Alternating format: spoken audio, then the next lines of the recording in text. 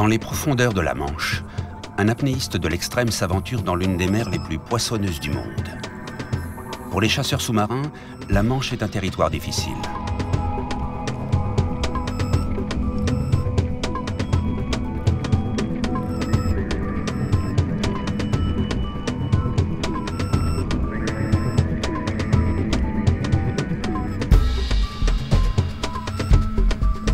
Des courants puissants brassent des eaux sombres chargées de plancton. L'obscurité, le froid et le manque de visibilité n'ont pourtant pas découragé un enfant des Côtes d'Armor à évoluer au sein d'une des eaux les plus dangereuses.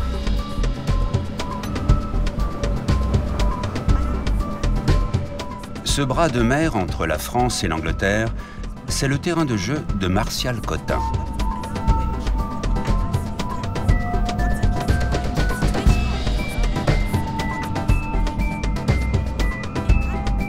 Ce chasseur, qui aime descendre profond, a déjà fléché des poissons magnifiques un peu partout dans le monde. Mais chez lui aussi, en Manche, Martial réussit à s'approcher de poissons extraordinaires.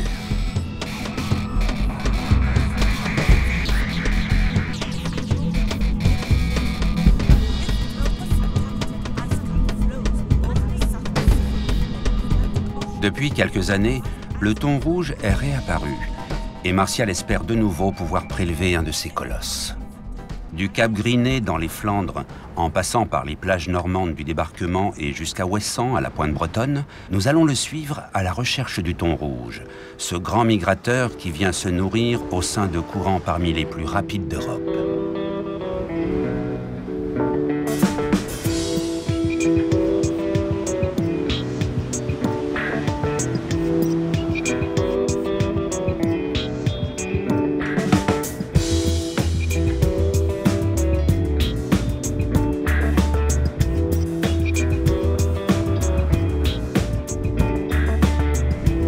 La Manche, c'est l'un des espaces les plus sous influence de grandes agglomérations et d'apports nutritifs des grands fleuves, que ce soit du côté français avec la Seine ou au nord du détroit chez nos voisins frontaliers avec la Tamise. Cette richesse nourricière attire toute une chaîne de prédation, du lançon jusqu'au thon rouge.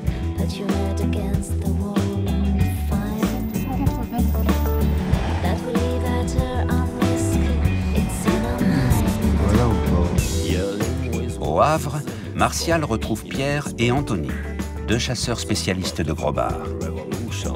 Allez les gars, une petite place pour moi? Salut Martial. Oh, ça fait une paye? Ah ouais, ça fait quelques années mon Martial. Vous avez pas changé? Donc j'ai pris un peu de poids? Pas trop, pas trop. Ça va Martial? Ouais. Bon alors, t'es venu regoûter aux eaux normandes? Ouais, bah oui, t'as manqué le clair. J'ai amené la crème solaire. Et puis j'espère bien que tu vas me montrer la même chose que la dernière fois. Hein, on va essayer. On va essayer, s'ils sont là, ça devrait être sympa.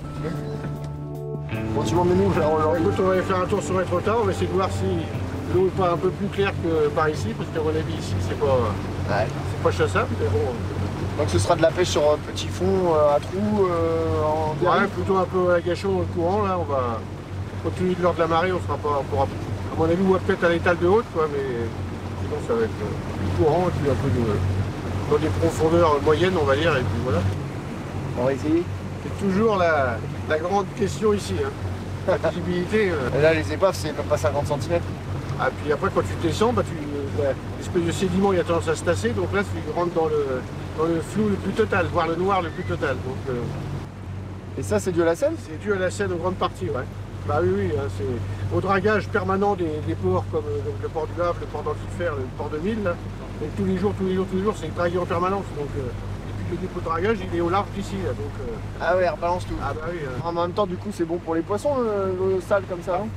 Enfin, l'eau sale, ça les permet d'être un petit peu moins, on va dire, exposés aux dangers, on va dire, divers et variés. Mais d'un autre côté, ça nourrit l'eau, on va dire. Hein, donc c'est des eaux super riches, hein, donc c'est pour ça que aussi qu'il y a autant de vie. Hein, par rapport à la Méditerranée qui est translucide, tu plonges ici, tu vas te mettre sous l'eau, tu vois des poissons. En Méditerranée, tu vas voir des petits poissons. Hein, des gros poissons, tu auras du mal à en voir. Quoi.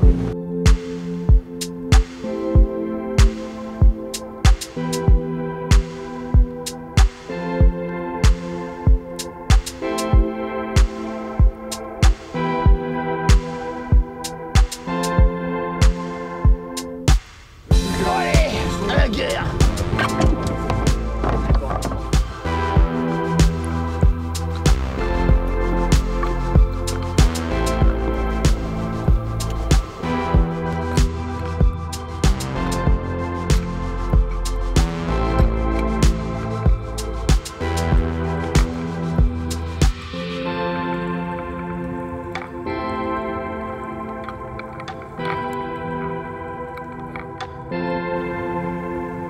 Les bars sont bien là, mais la visibilité est si mauvaise que les chasseurs voient les poissons au dernier instant, à seulement quelques dizaines de centimètres d'eux.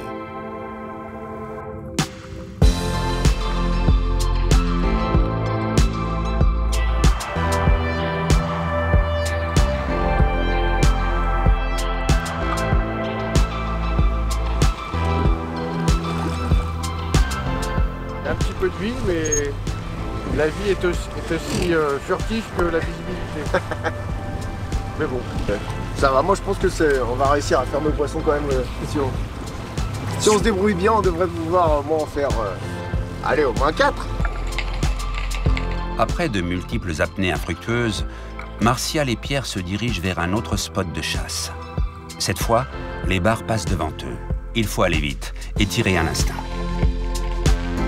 Martial ouvre la chasse avec un tir sur un magnifique bar de 2 kilos.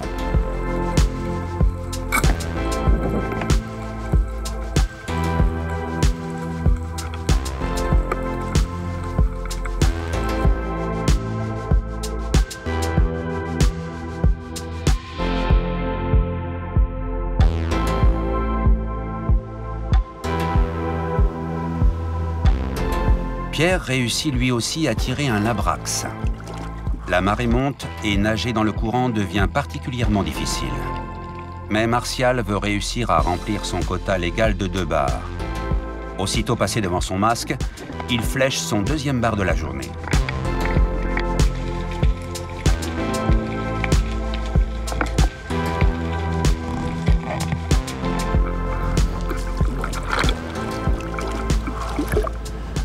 Particulier.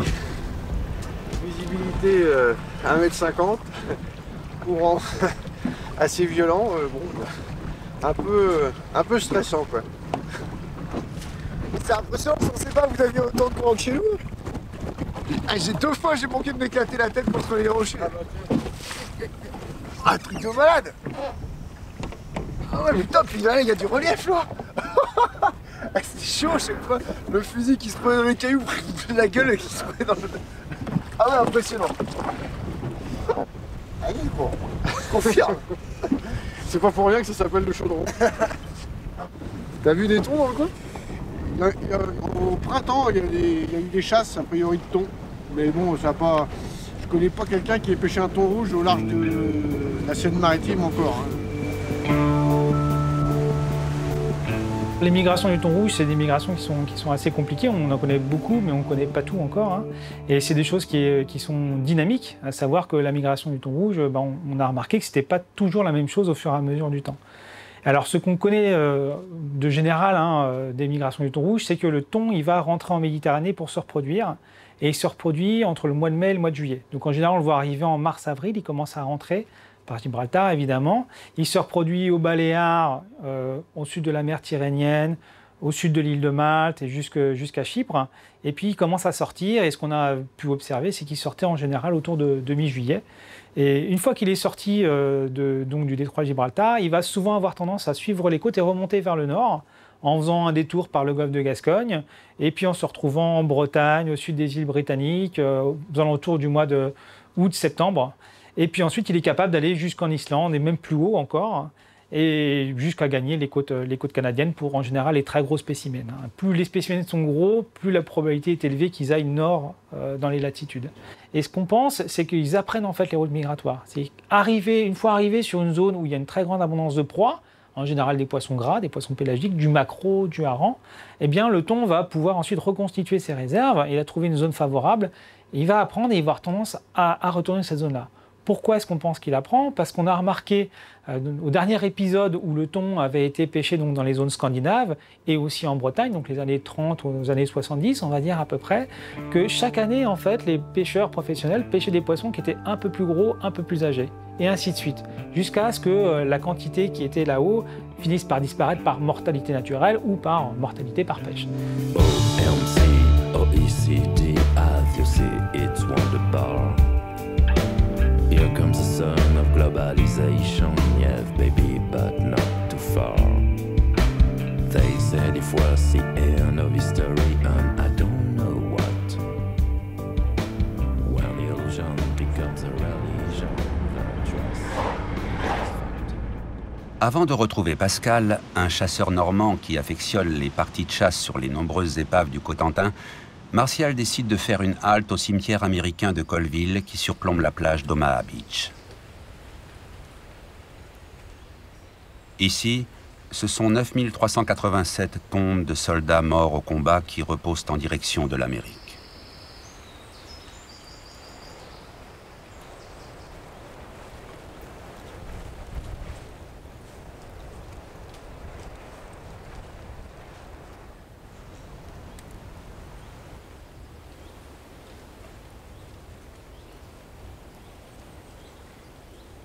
Le bilan humain du débarquement, puis de la bataille de Normandie, apparaît aujourd'hui encore comme exorbitant. Alliés, Allemands et civils, au total, ce sont près de 140 000 personnes qui ont péri en Normandie pour la libération de l'Europe.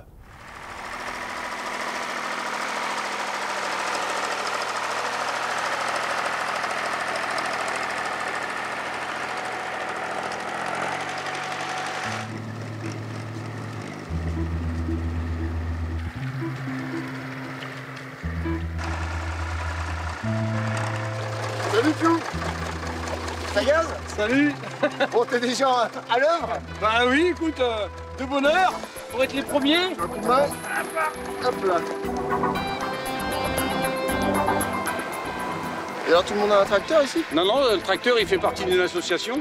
On a une clé, tout le monde a la clé du local, on a un petit local avec 2 tracteurs. Et puis bah, voilà, chacun prend le tracteur, le premier qui le sort, le dernier le rentre. Donc c'est bien pratique parce que tu vois, des journées comme aujourd'hui, à l'heure qu'on veut partir, toutes les cales sont trop basses. Dans le coin, si t'as pas de tracteur, t'es obligé d'attendre 10h30 pour sortir aujourd'hui.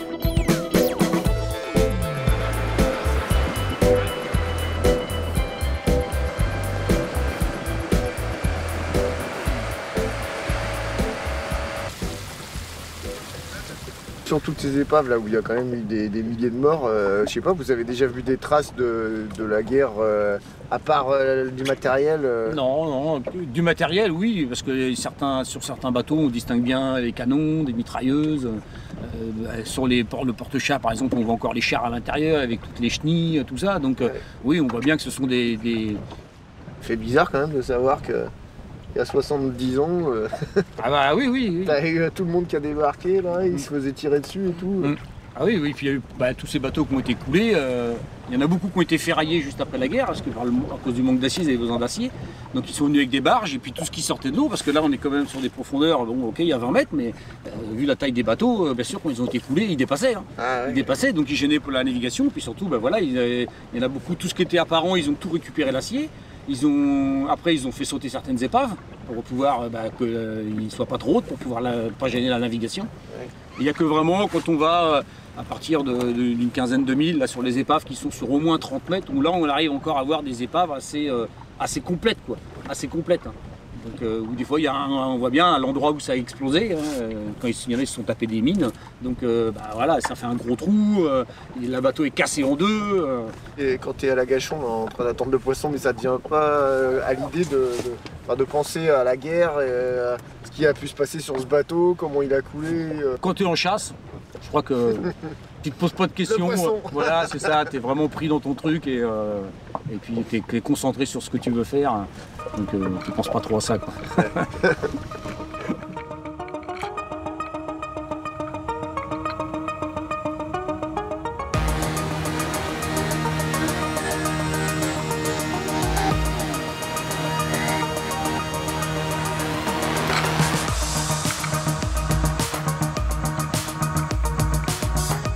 Dans les eaux du Cotentin aussi, la visibilité est mauvaise. Rares sont les occasions de voir à plus de 5 mètres sur ce littoral sableux. La lumière du soleil s'arrête rapidement, stoppée par les couches de plancton. Entre les tôles des épaves de la Deuxième Guerre, Martial et Pascal cherchent les lieux et les bars.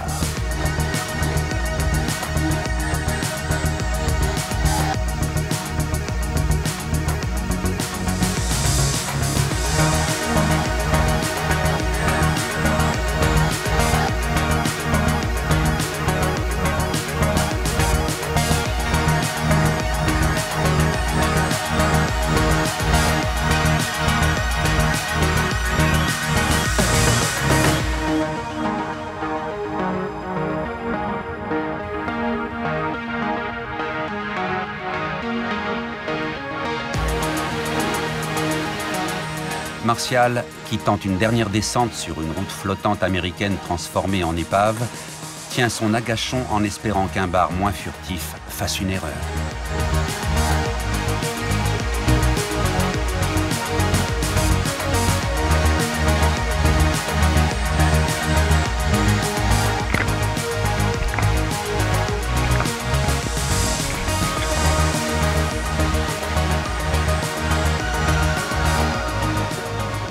Dégueulasse là, c'est noir total. Il y a du poisson en mort, hein, Ah. et c'est intirable. D'accord. Par contre, on va essayer de trouver un autre spot. Hein. Ouais, trop facile chez vous. Oh, la saison a pas été bien. Il y a du poisson en fin de saison là, mais ça n'a pas été si facile que ça cette année. Hop. Encore un, il y en a marre que ce soit facile en Normandie.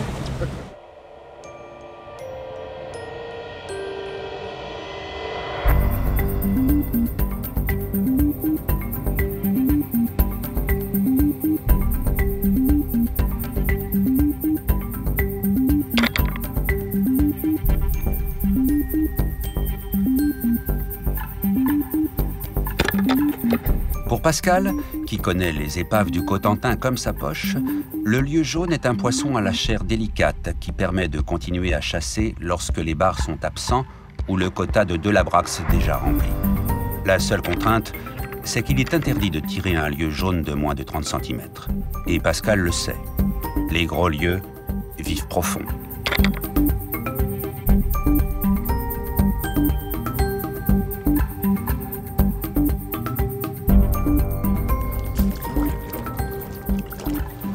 C'est assez curieux, mais plus je vais profond et plus je reste longtemps. Donc c'est paradoxal, hein. On pourrait se dire que plus on va profond et plus moins on est en sécurité et plus on a envie de remonter vite.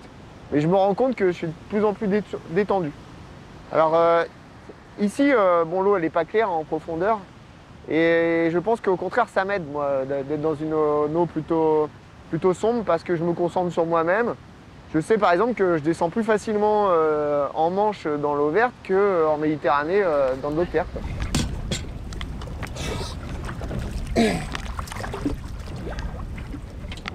Là, il y a 12 kilos. Oh putain, je vais aller vite. Bon bah j'ai faim avec mes ponts. Ouais, mais ça va aller vite. Je vais m'éclater les oreilles.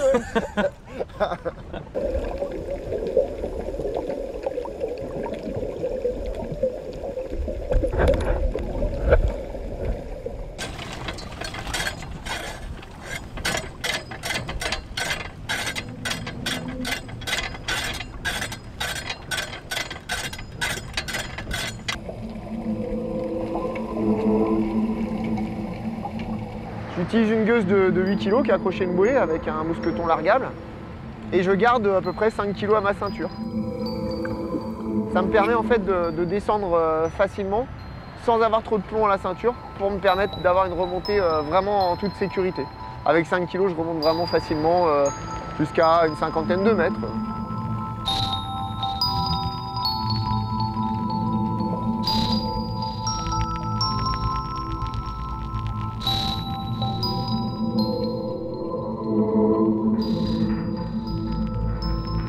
Quand je suis sous l'eau, j'ai pas l'impression d'être sous l'eau, enfin en tout cas j'ai pas l'impression que ce soit hostile, je suis toujours détendu.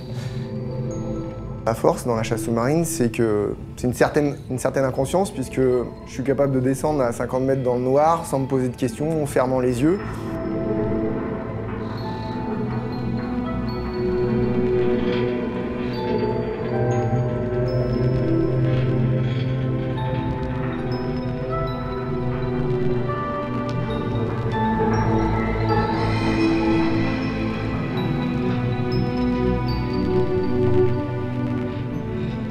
J'aime pas me faire peur, donc là, la gueuse, c'est quelque chose d'exceptionnel parce que en fait, on remonte tout seul, on a des super sensations au fond, on voit des choses que personne ne voit.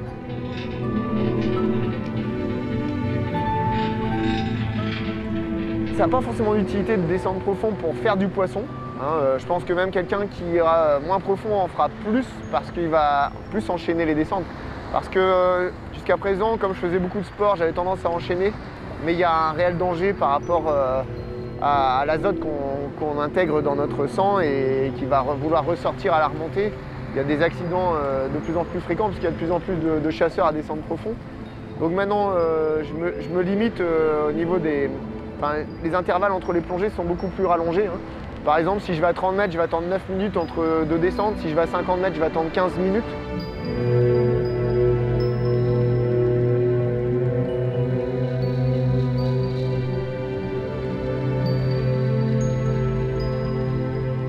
J'ai eu 2 petits accidents, mais pas dans l'eau. En fait, c'est après sur le bateau où je me suis aperçu que j'arrivais plus à lire, ce qu'on appelle des AIT, hein. Des accidents, c'est un peu comme des AVC, mais temporaires, ça part tout seul. C'est des petites crasses dans le sang qui du fait de la profondeur, du froid, on a en fait les artères qui se compriment. Du coup, le sang circule moins bien. Et les petites crasses qui sont d'habitude déjà dans le sang, elles ont du mal à passer, elles vont bloquer. Et la circulation étant bloquée, et par exemple, là, moi, c'était le cerveau, une partie du cerveau qui était mal irriguée et j'arrivais pas à lire, j'avais perdu la capacité de lire. Alors, c'est passé très rapidement, mais c'est vrai que c'est un peu flippant. Et c'est depuis que je fais très attention et que je bois beaucoup d'eau, notamment sur le bateau. Le médecin m'a dit que c'était vraiment ça qui était important, c'était beaucoup s'hydrater, beaucoup s'hydrater.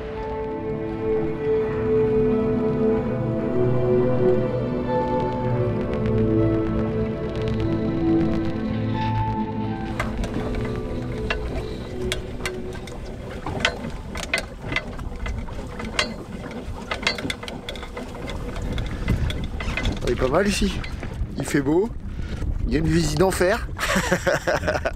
On se croirait en Polynésie.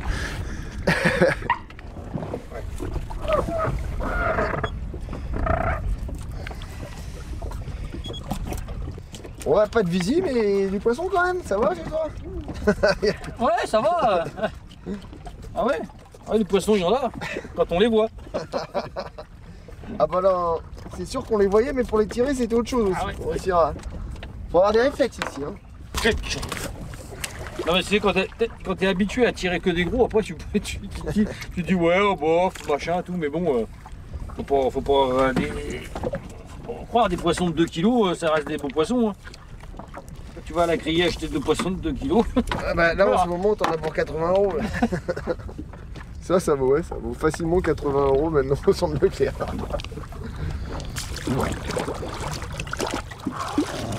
Eh ben nous, on va le manger gratuitement.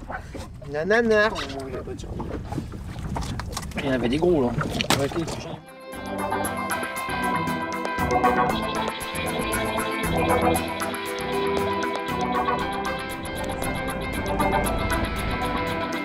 Au détour de son itinéraire, le long de la Manche, Martial ne se lasse jamais de passer devant le Mont Saint-Michel.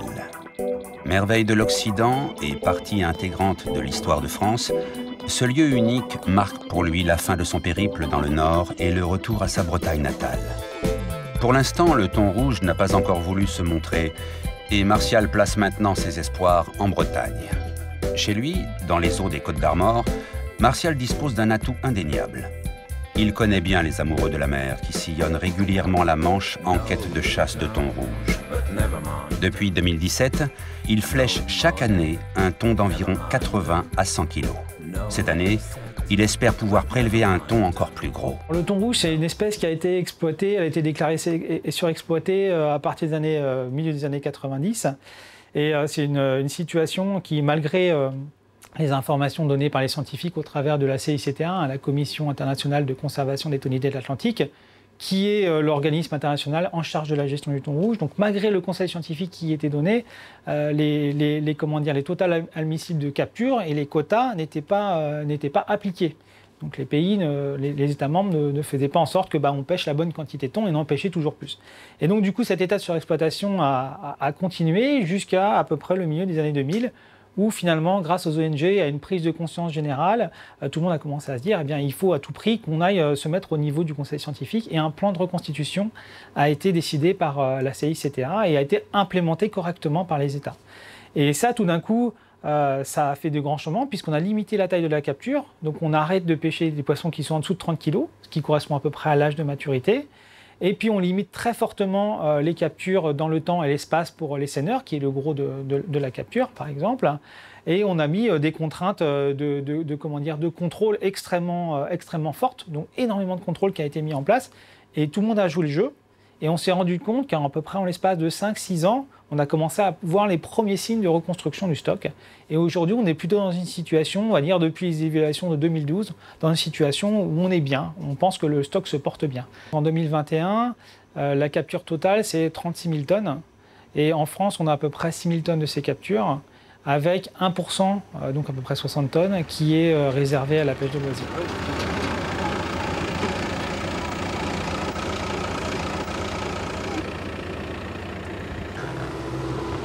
Bon alors les gars, c'est quoi le programme aujourd'hui?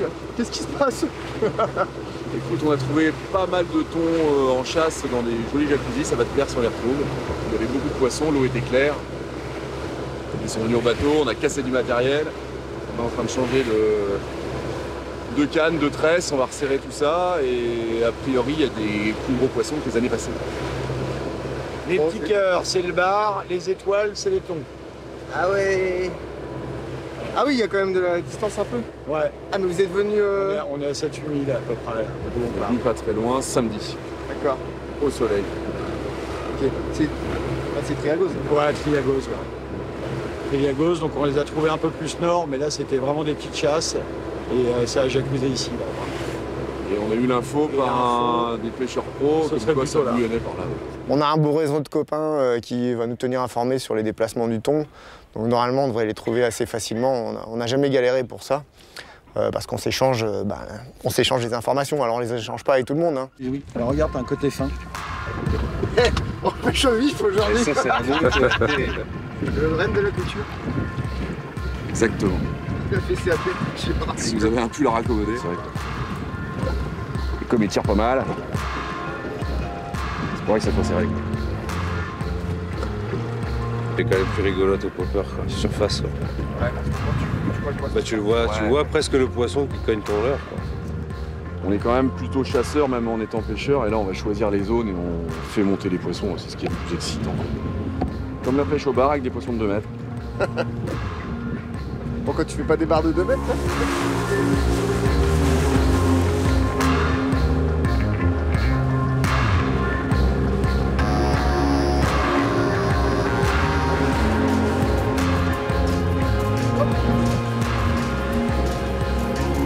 On vient de trouver une chasse.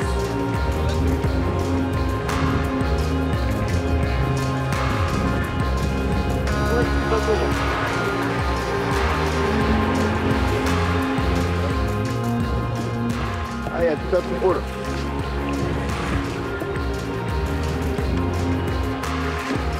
Il n'y a pas de trace à 30 mètres? Tiens, là, ils sont juste là. Pour l'instant on n'a rien et le thon effectivement c'est des dauphins là. En fait, le thon, c'est un banc qui garde le banc de sardines constamment. Donc j'imagine qu'il y a des individus qui entourent et les autres qui tapent dedans, comme ça se fait dans différentes espèces. Mais en tout cas, ils chassent pendant quelques minutes, ils vont faire remonter les sardines, ils vont manger, puis après ça se recalme. Et après, ça va, ce qu'on dit, repéter plus loin, c'est-à-dire que la chasse, elle réapparaît un peu plus loin et elle recommence à manger. Ouais, mignon, alors bah écoute, nous on est dans une chasse de dauphins, mais j'ai pas vu de thon encore.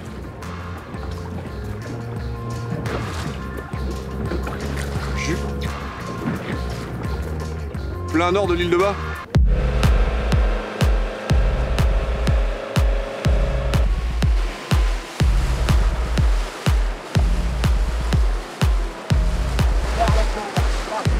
Comment? Ah, ils sont là en dessous.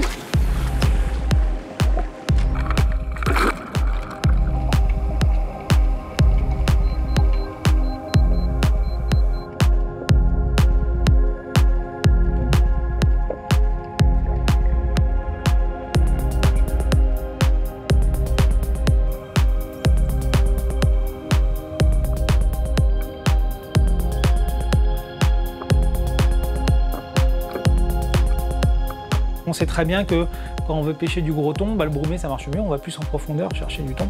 Et par contre, du petit thon, on voit très souvent, on l'observe très souvent en train de chasser les petites sardines et les petits pélagiques en surface.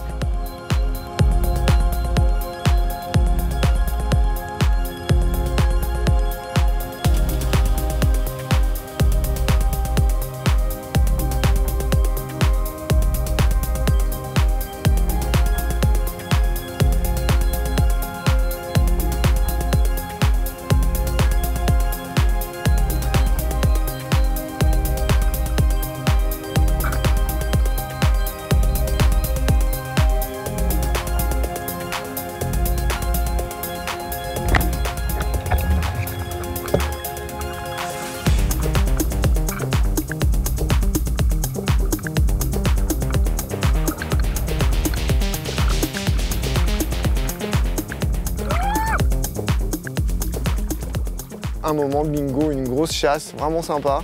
On est descendu et là il y a un gros qui est passé rapidement sous moi. J'ai réfléchi un petit peu, du coup j'ai pas tiré alors ça se joue vraiment à un dixième de seconde, mais j'aurais pu tirer je pense dans la joue.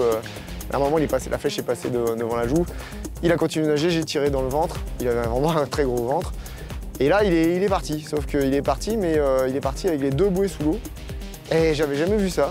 Et en fait ça a duré au moins un quart d'heure sans qu'on voit les bouées. Les bouées sont ressorties pas très loin du bateau. Donc là on a commencé à mettre en place le doublage. Alors ça a été laborieux parce que contrairement à d'habitude où il se retrouve à 24 mètres plutôt fatigué et donc il tire pas sur le bungee, là on avait un thon qui était à 37 mètres de fond et qui tirait sur le bungee. Les bouées coulaient régulièrement.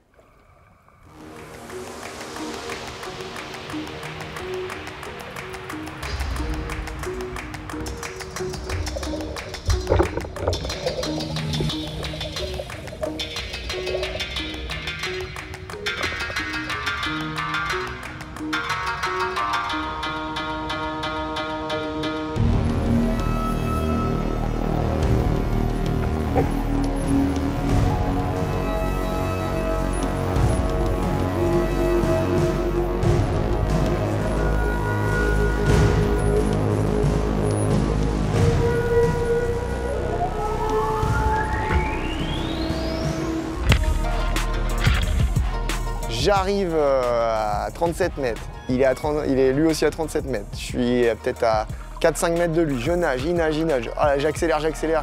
Je vois que je peux pas le tirer dans la tête, je me dis bon, là, il faut quand même que je tire. Je tire, boum, la flèche va exactement au même endroit que l'autre. Mais bon, avec deux flèches, je me dis bon, on a un peu plus de chance de le ramener. Et je veux surtout pas déchirer un poisson comme ça, donc je voulais pas qu'on tire sur le bungee pour essayer de le remonter. Le thon tournait, donc il emmêlait tous les bouts. Il fallait défaire les nœuds, mais il était vraiment bien vert.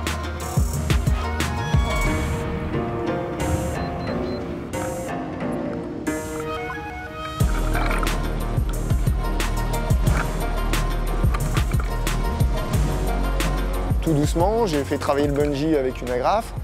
Donc le poisson est remonté. Il s'est mis à traîner le bateau.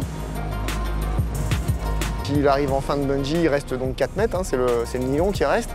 Donc là je me dis je vais pouvoir aller le tuer au couteau. Alors c'était épique parce qu'à chaque fois que je le poursuivais, il faisait tourner le bateau. Il a fait tourner le bateau au moins 15 fois sur lui-même.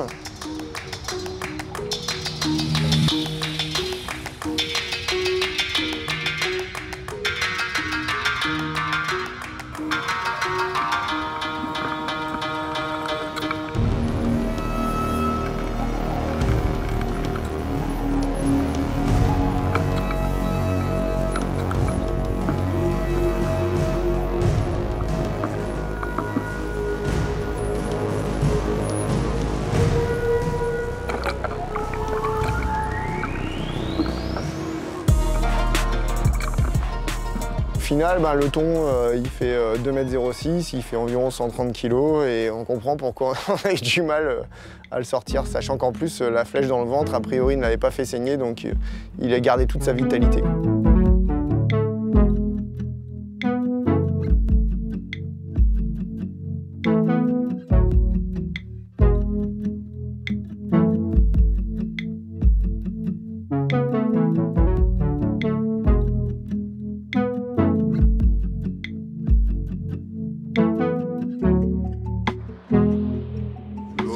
Voilà. Ah ouais, je vais la sentir. S'il veut bien. Ouais, je prends du couteau. C'est vraiment la bête de course. Et là, voilà ce qui sort lorsqu'il est énervé, quoi. Tu vois? Donc ça se replie complètement, ça se cache. C'est énorme. Et les nageoires, tu vois, se mettent vraiment le long du... Il y a un trou là. C'est un obus, quoi. Une boule de muscle. Voilà, voilà. L'animal. Martial, tu le bagues? Oui. Hop. Attention. Avez-vous besoin du couteau? Il préfère dans le nez ou sur la queue? La narine. On était avec des copains pêcheurs à la canne. Alors ils avaient été sympas, hein. Ils n'ont pas du tout lancé pendant qu'on plongeait. Donc on a voulu leur rendre l'appareil. On s'est occupé du bateau, on les a mis dans une chasse mais extraordinaire, j'avais jamais vu ça. Il y avait des gros thons, les sardines sautaient en l'air et on s'est retrouvés en plein milieu de la chasse parce que la chasse s'est dirigée vers nous en fait.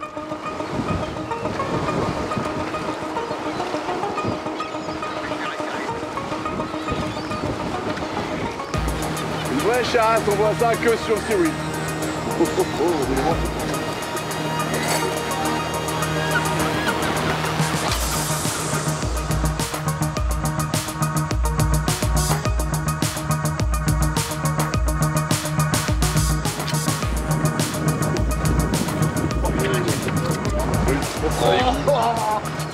ça y est, c'est parti! Décrochez, décrochez, décrochez. On a fusil comme dans le temps, que là c'est vraiment énorme.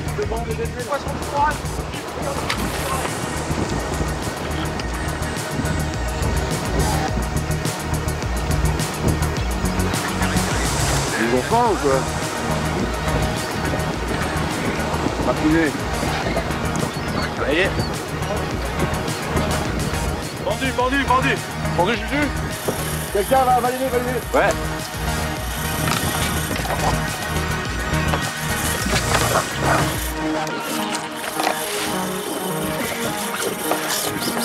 Tiens, décroché. Non.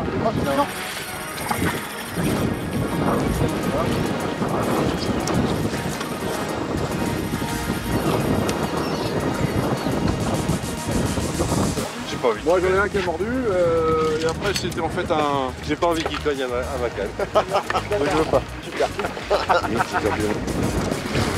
Bon, il faut lui choper le bloc magique, il est où le sac? Là, tout mon cul là. Ouais, qu'est-ce qu'il y a dedans? Il va falloir qu'il passe sur le côté, il faut le laisser passer. Il va falloir le laisser passer. Tu vas passer où? Il va rusher, fais gaffe, il va rusher.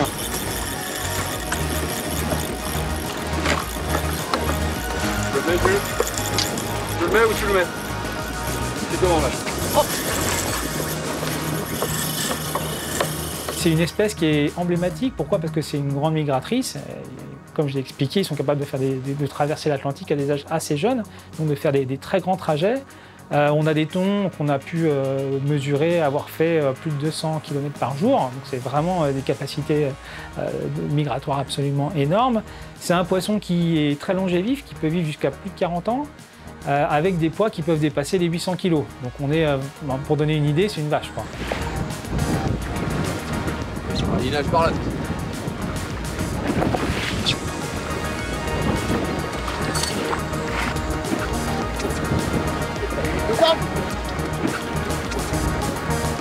Ah, ça regarde, là.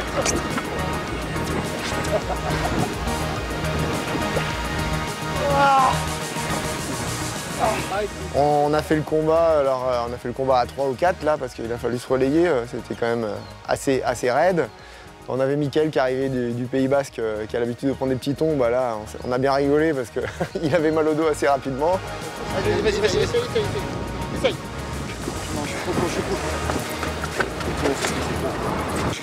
j'ai pas trop compris à un moment, j'ai cru que j'accrochais une roche, mais en fait non.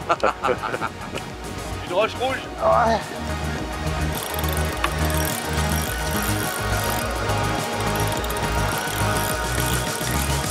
Il y a quand même à deux.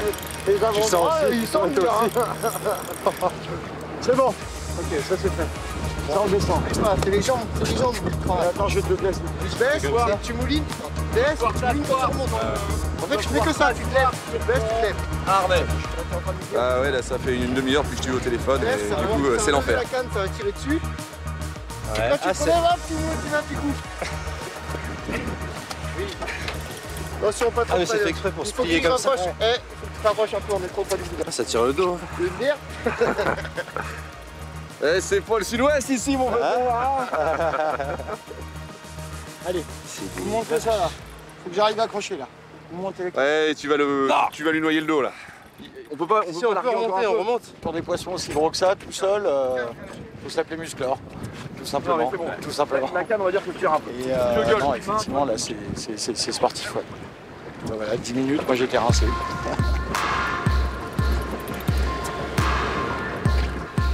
J'ai pas le temps de parler. Ah, tu manques de sport? À gauche. Ah la vache, on est pour l'Aquitaine ici. Allez, 10 minutes. 10 mètres. Il est à 10 mètres là. Merci beaucoup après. Il est à 10 mètres, on va le voir, on va pas tarder à le voir. On va pas tarder à le voir.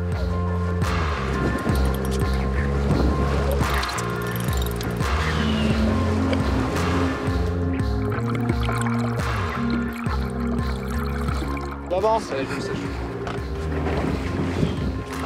Donc Mika, tu tires et tu rappuies. Allez Rico, et tu rappuies en avant. Comme ça, comme ça. Ouais.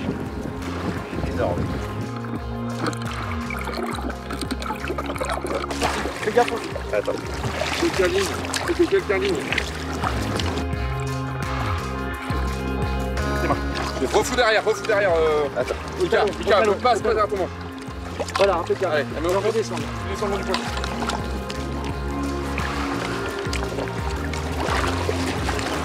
C'est bon, c'est bon. C'est câble. C'est fait.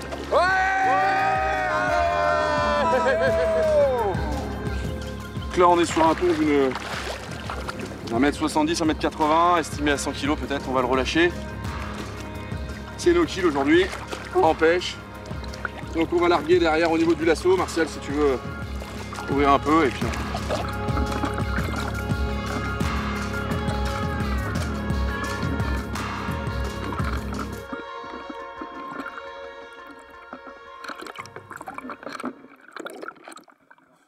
On sait que les thons, ils commencent à être vraiment matures à peu près à l'âge de 4 ans, 4 ans et demi, 4 ans, 5 ans, hein, vraiment. C'est là où on a ce qu'on appelle 50% de maturité. Donc si on prend 10 thons, on va en avoir 5 qui vont être matures à peu près à cette taille-là. Par contre, on ne sait pas vraiment quelle est la capacité de contribution de ces jeunes thons à la reproduction effective, parce que en général, plus un thon grossit, plus il a tendance à faire des œufs, et plus il a tendance à mettre du gras dans les œufs. Et le gras dans les œufs, c'est bon pour la survie des petites larves. Et en général, le taux de survie, c'est très général en écologie marine, le taux de survie des œufs qui ont été produits par des individus qui sont plus âgés est en général meilleur. Juste le proposer et ça va. Mon couple gros fait sa photo là. C'est un couple. Bah c'est un peu bon. que tu trouvais que ma piquette était petite. Oh la vache. C'est pas gros, hein. Ouais, c'est une des derniers instants où il ressemble à un thon. Attends, je vais quand même prendre en photo sans regarder. T'inquiète, on l'a. Écoute, avec Martial, la première fois qu'on les a revus, 2015. 2016. Ouais. Non, 2015, on en a vu. Ah ouais? Et après, on en a fait en 2016 À la canne. ouais, à la Cannes. Et l'année d'après, on a réussi à les faire en... 2017, 2018, 2019, 2020, 2021. Voilà, en chasse sous-marine. Voilà. Donc c'est un peu le Graal du chasseur, quoi. Comme ça, on a un bras avec l'autre. Vous avez pas vu Martial? Il est encore en plongée. Il adore. Parti chercher des thons Ils sont encore tout petits. Ils sont encore tout petits. Merde. Promis, demain on passe les 5 kilos. À la pêche de 105 kilos. Vous avez pas vu Martial? Il est encore en appel. Vous avez pas vu Martial? Il a arrêté de respirer.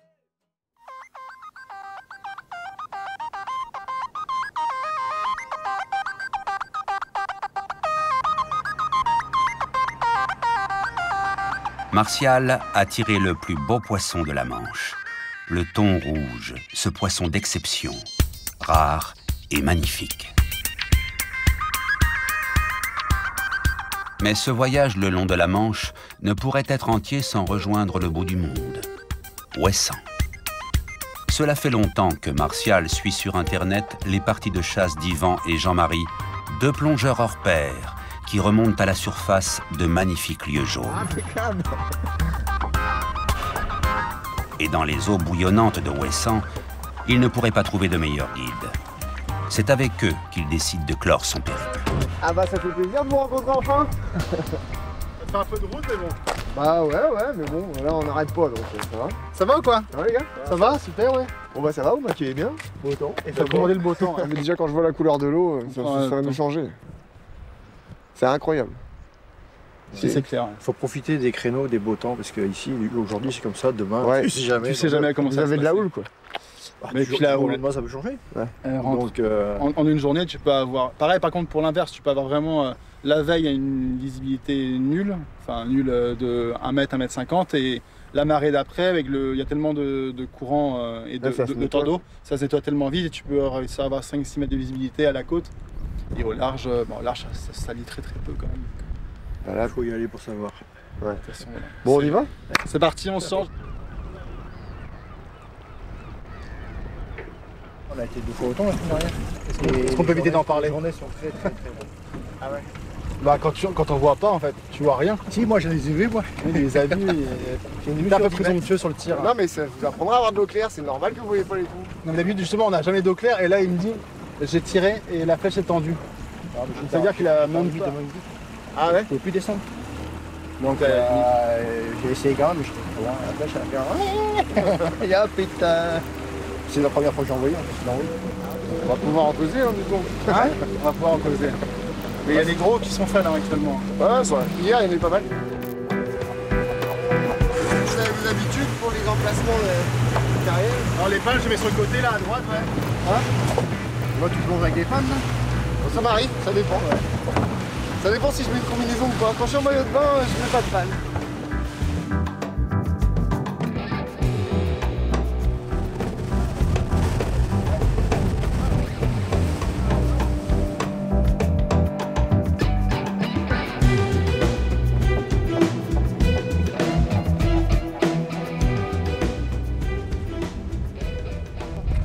On va aller voir s'il n'y a pas des poissons qui se promènent.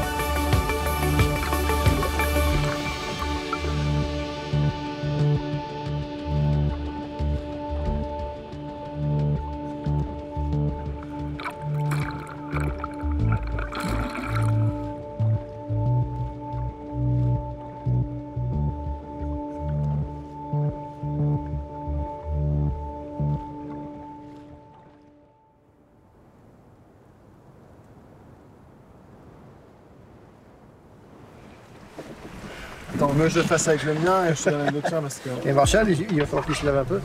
Ah c'est pas vrai, on me fait faire du sport. Ah putain, je te Qu'est-ce qu'il faut pas faire avec moi? Tu prends avec le tien? Ouais bah je préfère. Eh bon bras va pas te dire, Fallait pas faire un fragile maximum. des épaules moi. Je suis fragile des épaules moi. C'est bon, c'est la plus belle photo qui a été faite aujourd'hui. Good good. Ah mais c'est des jolis poissons ça. C'est moi lourd. Allez, rentre dans la caisse là. Parfait. Pendant plusieurs semaines, Martial est parti à la rencontre des chasseurs passionnés de la Manche, cette mer si proche qui ne se lasse pas de découvrir. Dans ces eaux froides, artère vitale de l'Europe, il a vu des cargos défiler par centaines, des usines éclairer son ciel et des bateaux de pêche gigantesques alimenter des ports en effervescence. Malgré toutes ces activités, il a découvert dans ses courants une mer vivante et un écosystème très particulier fait de frayères et de zones de nourrissage pour les poissons. Du Cap Griné jusqu'à Ouessant, il a rencontré des chasseurs sous-marins d'expérience et à côté d'eux, il a pu chasser le thon rouge, le plus beau des poissons.